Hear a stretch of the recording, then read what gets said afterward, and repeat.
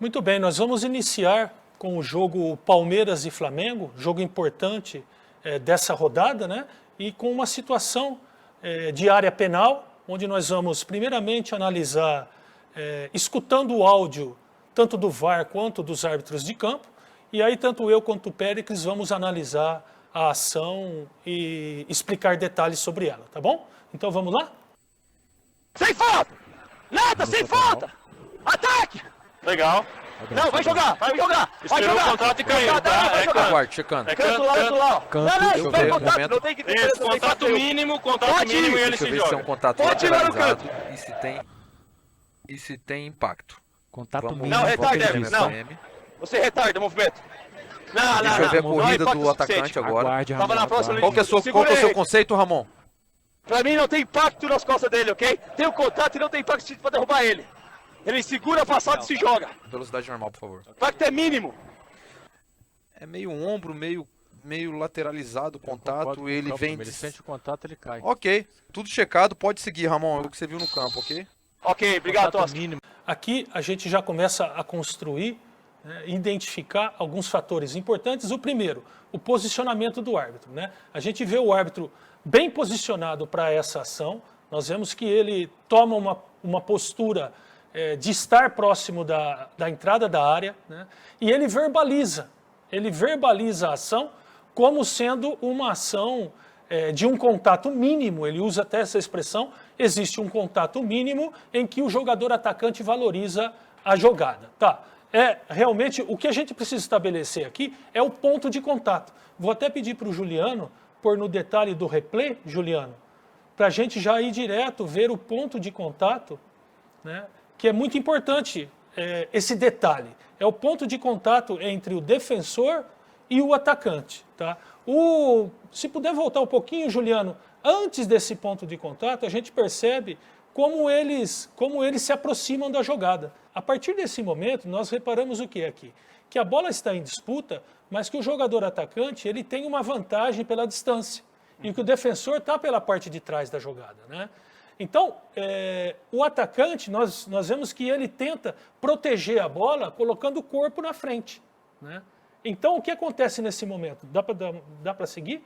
No momento de contato, o defensor faz o contato corpo com corpo, mas é ombro, né, nas costas do adversário. É ombro nas costas. Então, o que a gente tem que interpretar a partir desse momento? O que a gente tem que interpretar? Porque quando é ombro com ombro, normalmente o ombro com ombro, o jogador pode colocar mais força, porque é um ombro com ombro de disputa. Mas quando o ombro é nas costas, todo ombro nas costas é falta? Não, nem todo ombro nas costas é falta. Mas, a partir do momento que eu coloco ombro nas costas, eu tenho que avaliar se esse contato ele é suficiente para derrubar o jogador ou se ele não é suficiente. Essa é a chave para essa jogada. Se o contato feito pelo jogador do Palmeiras no jogador do Flamengo foi suficiente para derrubar esse jogador ou não. Para os árbitros, né, não foi suficiente. É muito claro isso na narrativa do árbitro de campo, que viu a jogada e interpretou, né? Isso tem um peso muito grande para a decisão final, né? Nós estamos falando de uma jogada extremamente fina. Extremamente fina. Eu dou como exemplo que nós, e como curiosidade, nós no departamento de arbitragem somos em 11 instrutores técnicos. O departamento de arbitragem são 11 instrutores técnicos. E ficou absolutamente dividida essa jogada. Absolutamente dividida. Tá?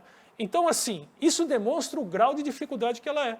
O grau de interpretação. O grau de interpretação que ela traz, né? Na nossa visão, de uma maneira geral, esse contato pelas costas, por ter sido nas costas, nós vemos sim um potencial de infração para essa jogada. Nós vemos um potencial. Mas aí entra, né, Pérez, a questão do VAR. Isso. E eu quero saber de você aí, você está aqui para isso, né? Eu quero que você explique, então, essa questão. Por que o VAR não entrou? Por que quando ele deve entrar? Né? Por que essa sensação de que, eventualmente, uma jogada como essa, como ela está dividida, como ela é interpretativa, por que o VAR não entra numa jogada interpretativa, por exemplo, né? A base da linha de intervenção e da interpretação é exatamente essa. O fato de ser uma jogada dividida mostra para a gente que ela é uma jogada interpretativa. É uma jogada onde eu tenho uma narrativa muito forte de um árbitro de campo que viu nos detalhes, e ele narra nos detalhes que há um atraso da passada, que há um contato mínimo, e ao sentir o contato ele se joga. O VAR, num primeiro momento, analisa a jogada. Ele até pergunta, né, qual é a sua análise. Qual né? é a sua análise? Ele pergunta para o árbitro de campo qual foi a sua análise da jogada. Depois de fazer a primeira avaliação, ele quer corroborar com o árbitro o que ele viu, para saber se aí, comparando a narrativa do árbitro com a imagem, ele tem elementos suficientes para sustentar essa decisão do árbitro como uma decisão interpretativa e não, para esse caso, fazer uma intervenção e chamar o árbitro para interpretar algo que ele já viu. Porque seria como dizer, vem ver de novo o que você já viu, se eu tenho esses elementos. E aí a gente tem o risco de o árbitro chegar na área de revisão e manter a decisão dele, porque é exatamente o que ele narrou.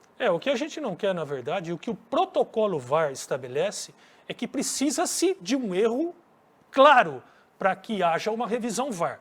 São erros claros que são para revisão VAR. Né? E um ponto importante também, Péricles, é que não é só corroborar com a decisão do campo. O árbitro de vídeo também é um árbitro que interpreta a jogada.